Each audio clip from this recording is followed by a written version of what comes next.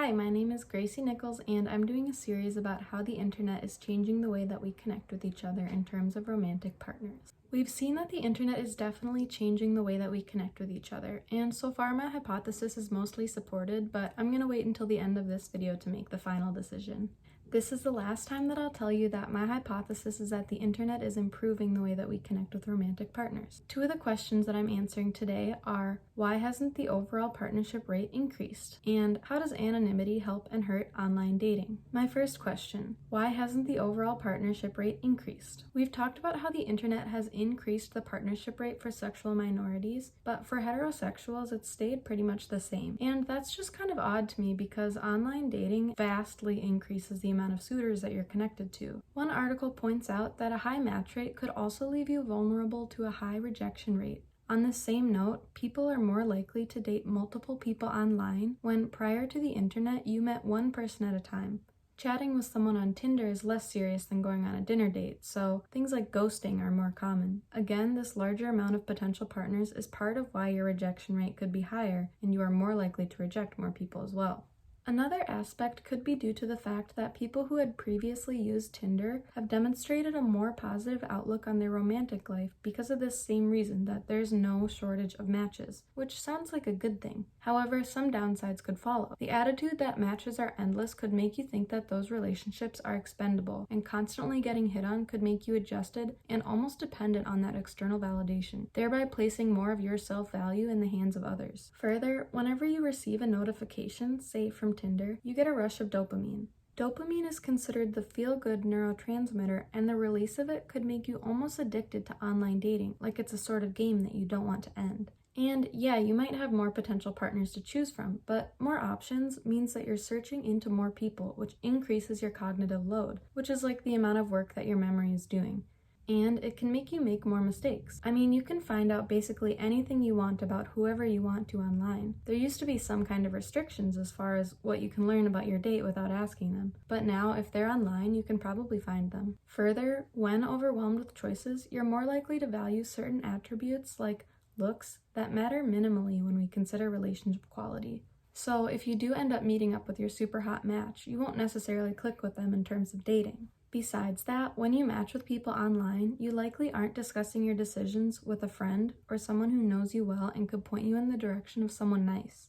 But online dating is so convenient. You don't need to go anywhere, and you can comfortably sit on your couch while pursuing matches. It's one of the reasons that the CEO and founder of TryCupid thinks that online dating is here to stay. Another convenient thing about online dating is that none of it is face-to-face, and that might make you more likely to make the first move. Online, both men and women send the first message to their most socially desirable match regardless of his or her own social desirability. Women are 4 times less likely to send the first message than men are, but they are also more likely to connect with those matches if they do send the first message. Compared to real-life dating, online dating has been shown to empower individuals to make the first move by reducing the fear of rejection in 4 ways. First, it eliminates face-to-face interactions at the moment in which the move is made. Second, it reduces the social stigma of rejection because the move is made more anonymously, which is something I'll come back to later.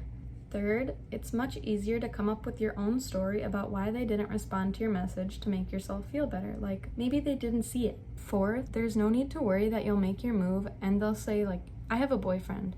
People are on the dating app presumably because they are single, with the exception of that 4% that we talked about last time. This decreased fear of rejection is something that draws new users to a platform and is also why, if you use a dating app, you get hit on way more on that dating app than you do when you go to the bar. We just talked about anonymity, which is our segue into our second/final question, how does anonymity help and hurt online dating? We just saw part of how it helps. It can decrease the fear of rejection, but also when chatting online, this anonymity is linked to greater self-disclosure, leading to stronger feelings of affection than face-to-face communications. However, anonymity hurts your chances because face-to-face communication allows for the interpretation of nonverbal cues, which is thought to make up 40% of human interaction. Although you may click online, things may differ when you meet up in real life. I don't think I can say either way that this video supported or disproved my hypothesis because there's arguments for both sides. Overall though, I can say that after producing this video series, the internet has improved the way that we connect with romantic partners. Here's a quick recap of what we've learned. In video 1, we found out that online dating can lead to happier marriages that are less likely to get divorced within the first year of marriage. In video 2, we found out that a third of people that use dating platforms have never gone on a date in real life with someone they met on that platform. We also found out that dating apps can lead to a rise in STDs, and 53% of people lie in their profile.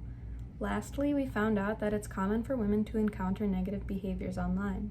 In video 3, we learned that more and more couples are meeting online, and the relationship quality and longevity is slightly higher. Online dating lets us step outside of our social and geographic bounds to find a partner. In video 4, we found out that LGBT teenagers and teenagers from rural areas are able to use social media or dating platforms to make friends or romantic connections.